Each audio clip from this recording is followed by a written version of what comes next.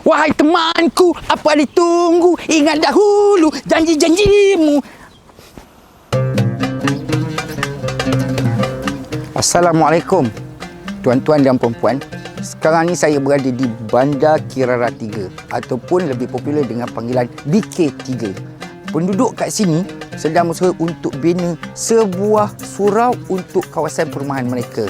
Tempat untuk orang Islam solat, tempat untuk anak-anak belajar mengenal Allah, tempat untuk komuniti berkumpul bersilaturahim.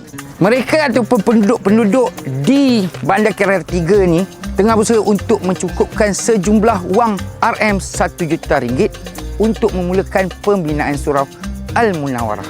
Surau ni akan beri keselesaan dan sepenuh keperluan karya Bandar Kirara dan kawasan sekitar.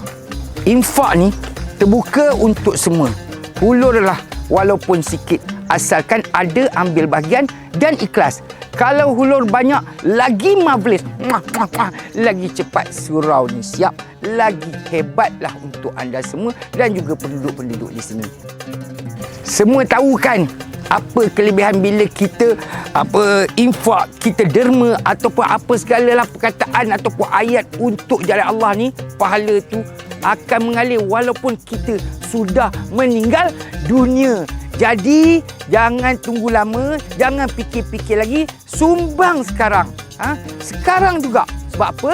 Kalau tunggu kejap-kejap lagi, karang ni, bakat lupalah. Tapi saya percaya, yang tengok video ni, pasti takkan lupa.